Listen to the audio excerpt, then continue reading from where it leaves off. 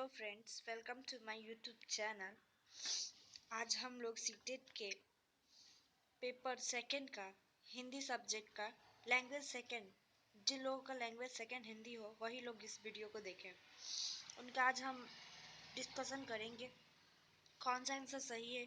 हमारी चैनल पूरी भरोसे के लायक है। 121 गद्यांश के अनुसार 2050 तक पानी का सबसे बड़ा संकट आने वाला है। आपको बता दें कि इसका सही आंसर क्या होगा। भारत में आने वाला है। भारत में आने वाला है। अल नीनो का प्रभाव पड़ता है। अल नीनो का प्रभाव कहाँ पड़ता है? मानसून पर। भारत की नदियों में जल कम होता जा रहा है। इसका कारण है ग्लेशियरों का तेजी से पिघलना। गंगा की किनारे बसे लोगों का आबादी लगभग 40 करोड़ है। कितनी है? 40 करोड़। नदियों का पानी धीरे धीरे कम होता जाएगा। वाक्य में रेखांकित पद धीरे धीरे क्या है? क्रिया विशेषण। इस ग्लेशियर का 2.25 किलोमीटर हिस्सा पिघलकर गायब हो चुका है। वाक्य में रेखांकित पद है। ये क्या है? रेखांकित पद संख्यावाचक विशेषण है। ये हमें संख्याओं का ज्ञान दे रहा है। 2.25 किलो संख्यावाचक विशेषण। पर्यावरण में उपसर्ग और मूल शब्द है। इसमें क्या पूछा है? उपसर्ग और मूल शब्द। उपसर्ग क्या है? परि प्लस आवरण, यानी कि इसका अर्थ हुआ पर्यावरण।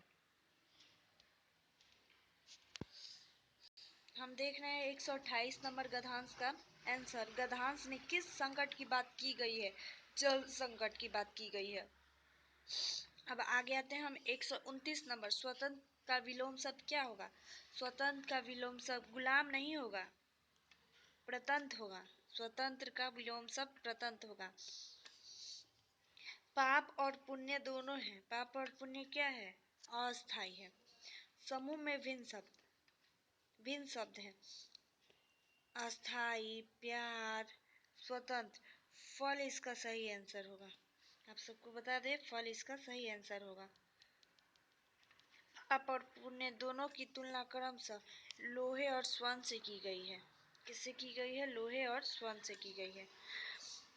इस संसार में कुछ भी अस्थाई नहीं है। क्या है? कुछ भी अस्थाई नहीं है। आगे देखते हैं 134 नंबर क्वेश्चन। गद्यांश के अनुसार पापे और पुण्य दोनों बंधन में हैं। 135 देखते हैं। पुण्य में उसके फल को क्या कहते हैं? स्वीकार नहीं भी कर सकते हैं। उसके आपके गद्यांश में ऐसा क्वेश्चन दिया हुआ है जिसका यही आंसर सही है। 136 नंबर क्वेश्चन हम देखेंगे। कोई भी व्यक्ति किसके द्वारा सर्वाधिक उपयुक्त तरीके से द्वितीय भाषा सीख सकता है? अपने समाज में सहजता वाचक के सतत संपर्क के माध्यम से। आपका 137 नंबर क्वेश्चन है। यदि बच्चे अपने परिवेश में दो भाषाओं को बोलना सुनते हैं तो भाषा को सुनने के ये अवसर बच्चों को लाभ पहुंचाते हैं। विद्यार्थी अध्यापक द्वारा दिए गए आदर्श वाक्यों को दोहराकर भाषा के प्रतिमान और पैटर्न सीखते हैं। वे वाक्य को कंठस्थ कर लेते हैं और सही तरीके से ड्रिल करने पर अपने अध्यापक द्वारा सकारात्मक पुनर्बलन प्राप्त करते हैं। अध्यापक द्वारा किया जा रहा है। क्या किया जा रहा है? इसका सही आंसर संरचनात्मक उपागम। फिर नेक्स्ट क्वेश्चन की तरफ हम लोग आते हैं। नेक्स्ट क्वेश्चन है 139। इस प्रकार के पठन में कुछ उद्देश्य और कार्य हैं। शिक्षार्थी से अपेक्षा रखती है कि वे विषय वस्तु का विस्तार से ध्यानपूर्वक और सावधानीपूर्वक पढ़ें।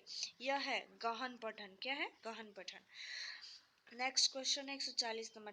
पाठ के प्रारंभ में एक अध्यापक ने अपनी कक्षा में शिक्षार्थियों को समूह में बांटा और कहा कि अभी हाल ही में पढ़े गए समाचार पत्र में रुचिकर आलेख के बारे में बात कर बोलने वाचन की यह विधि किस लिए है? मौखिक प्रवाह, जिससे बच्चों में मौखिक प्रवाह हो। नेक्स्ट क्वेश्चन है आपका 141 नंबर, इसको डिस्कस करते हैं। 141 बच्चों का संज्ञानात्मक विकास और भाषा उस सांस्कृतिक और समुदाय के घनिष्ठ रूप से संबंधित है जिसे बच्चे रहते हैं। इसका सही आंसर है 2। 142 हम देखते हैं। प्राथमिक स्तर पर भाषा कौशल का आकलन करने के लिए भाषा अध्यापक को मुख्यतः किस पर ध्यान केंद्रित करना चाहिए? समझ के साथ पठन पर। समग्र समग्र भाषा उपागम क्या है? समग्र भाषा उपागम ध्वनि संकेत के संदर्भ में निष्कर्ष निकालना। नहीं, इसका सही आंसर है कौशल आधारित। इसका सही आंसर होगा कौशल आधारित। एक अध्यापक ने कक्षा 5 के विद्यार्थी को शीघ्रता से एक कहानी पढ़ने और उसके बाद 4 चित्रों को क्रम में लगाने के लिए कहा। इस गतिविधि का क्या उद्देश्य है? सारांशीकरण के लिए पाठन का अभ्यास कराना। इसका सही आंसर होगा 4 नंबर। चलिए हम लोग आगे बढ़ते हैं। आपका नेक्स्ट क्वेश्चन है 145 नंबर। भाषा अधिगम एक गहन प्रक्रिया है जो जन्म के समय से शुरू होती है और जीवन पर्यंत चलती रहती है। इसका सही आंसर है मैं इस कथन से सहमत हूँ। नेक्स्ट क्वेश्चन देखते हैं 146 नंबर। बुनियादी चरण में आकलन के उपकरण और प्रक्रियाओं को अभिकल्पना किस तरह होनी चाहिए? अभिकल्पना किस तरह होनी चाहिए जो बच्चे के अधिगम अनुभव को सहजता से विस्तार बन सके? इसका सही आंसर 4 नंबर होगा 4। नेक्स्ट क्वेश्चन पे आते हैं 147 नंबर। शिक्षार्थी व्याकरण के नियम और संप्रदाय को कंठस्थ कर रहे हैं। अधिकांश कार्य मातृभाषा में हो रहा है। भाषा अध्यापक द्वारा अपनी कक्षा में किस विधि का प्रयोग किया? व्याकरण अनुवाद विधि का। इसका सही आंसर होगा 2 नंबर। आगे हम लोग आते हैं 148 नंबर क्वेश्चन पे। ये क्या बोल रहा है चलिए हम समझने की कोशिश करते हैं। कक्षा में छोटे बच्चों के लिए मुद्रित पुस्तिका के साथ श्रव्य पुस्तकें और छोटे बच्चों को स्पष्टग्राही योग्यताओं का इस्तेमाल करने वाली पुस्तकें होनी चाहिए क्योंकि विविधता वाले शिक्षार्थी तक पुस्तक अधिक सुलभ बनाती है। इसका सही आंसर होगा फर्स्ट।